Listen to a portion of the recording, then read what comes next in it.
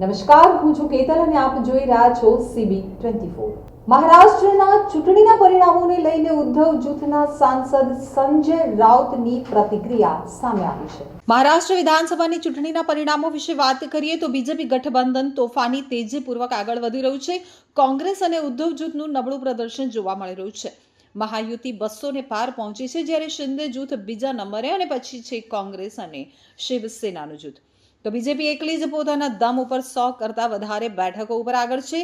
ત્યારે મહારાષ્ટ્રના શરૂઆતી પરિણામોને લઈ અને ઉદ્ધવ જૂથના સાંસદ સંજય રાઉતની પ્રતિક્રિયા સામે આવી છે। ચૂંટણીના વલણોમાં મહાયુતિના જોરદાર કમબેકને લઈ અને ઉદ્ધવ ઠાકરે જૂથની શિવસેનાની પ્રથમ પ્રતિક્રિયા સામે આવી છે। હાલના રૂઝાનો મુજબ મહાયુતિ 221 બેઠકો ઉપર આગળ છે, જ્યારે અઘાડી માત્ર 55 બેઠકો ઉપર આગળ છે। આ વલણો ઉપર શિવસેનાના સાંસદ સંજય રાઉતે પ્રતિક્રિયા આપતા જણાવ્યું હતું કે આ જનતાનો નિર્ણય નથી, આ મહારાષ્ટ્રના લોકોનો નિર્ણય હોઈ શકે નહીં। અમને ખબર છે કે મહારાષ્ટ્રના લોકો શું ઈચ્છે છે। તેમણે વધુમાં જણાવ્યું કે અમે જે જોઈ રહ્યા છીએ તેના ઉપરથી એવું લાગી રહ્યું છે કે કંઈક ગરબડ છે। આ જનતાનો નિર્ણય નથી, દરેક વ્યક્તિ સમજી શકે છે અહીં શું ગરબડ છે। તેઓએ એવું કર્યું કે તેઓને 120થી વધુ સીટો મળી રહી છે। એમવીએની મહારાષ્ટ્રમાં 75 सीटों पर नहीं मड़ी रही।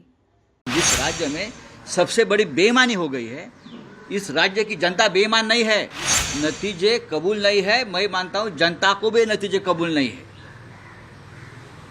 जनता को भी ये जनता का निर्णय नहीं हो सकता है। मैं बार बार बोल रहा हूं, महाराष्ट्र की जनता का जो मन है, हमें मालूम था किस दिशा में जा रहा है। यहाँ लाडले भाई है, लाडले नाना जी है, लाडले दादाजी है, सब कुछ लाडले है ना। यहाँ जो नतीजे सामने आए उसके ऊपर मैं विश्वास रखने को तैयार नहीं, ये जनता का फैसला मानने को तैयार नहीं। हमने महाराष्ट्र की जनता का जो मन है, हमें मालूम था किस दिशा में जा रहा है। लेकिन 2 दिन पहले गौतम अडानी के खिलाफ एक वारंट निकला, अरेस्ट वारंट। बहुत बड़ा भ्रष्टाचार का आरोप हो गया, ब्राइब का केस है, रिश्वत का केस है 2000 करोड़ का। उसमें भारतीय जनता पार्टी की पूरी पोल खोल गई। गौतम अडानी, बीजेपी, मोदी जी, शाह जी और फडणवीस, शिंदे, ये एक है।